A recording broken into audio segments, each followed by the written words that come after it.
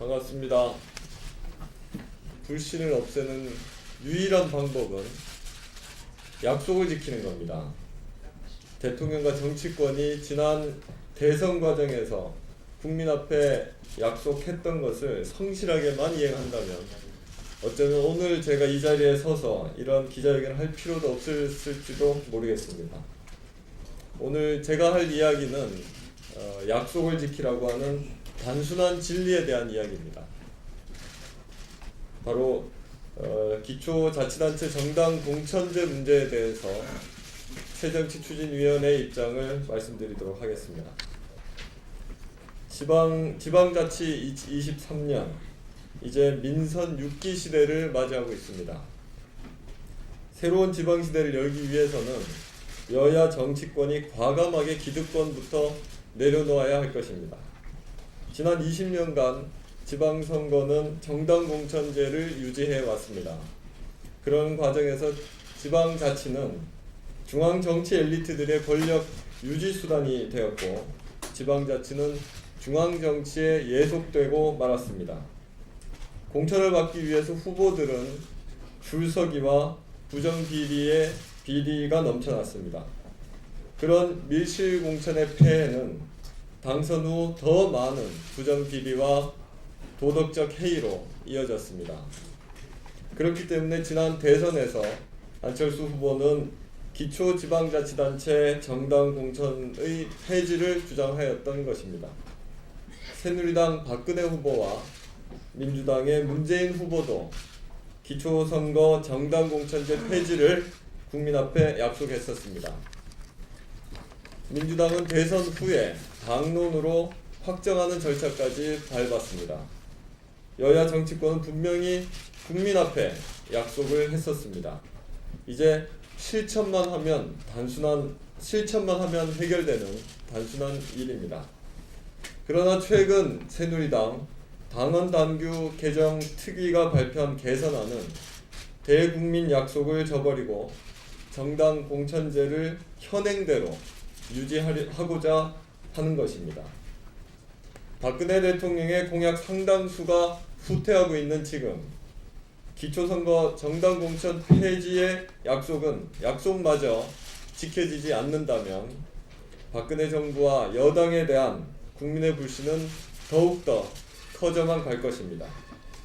새누리당이 국민에게 보여주는 새해 첫 모습이 약속을 파기하는 것이며 기득권 유지라면 어떤 국민도 정부와 여당을 신뢰하지는 않을 것입니다. 새정치추진위원회는 국민과의 약속을 파기하고 기득권 유지에 연연하려는 새누리당의 태도에 대해서 깊은 우려를 표하면서 다음과 같이 촉구하는 바입니다. 첫째, 기초정당 공천제는 기초선거 정당 공천제도는 폐지되어야 합니다. 국민 대다수가 요구하는 개혁의 방안이며 이미 여야 대선 후보가 기초자치단체장과 기초자치단체 의원의 정당 공천 폐지를 약속했기 때문입니다. 둘째, 여성의 지방정치 참여 기회를 보장하기 위해 여성명부제, 정당 표방이 되지 않는 여성명부제 선거를 도입해야 합니다. 여성명부제 선거를 통해서 선출하는 비율은 해당 기초자치단체 의원 정수의 30%를 보장해야 합니다. 셋째, 유권자의 표심을 왜곡시키는 정당 기호 순위제도 폐지되어야 합니다.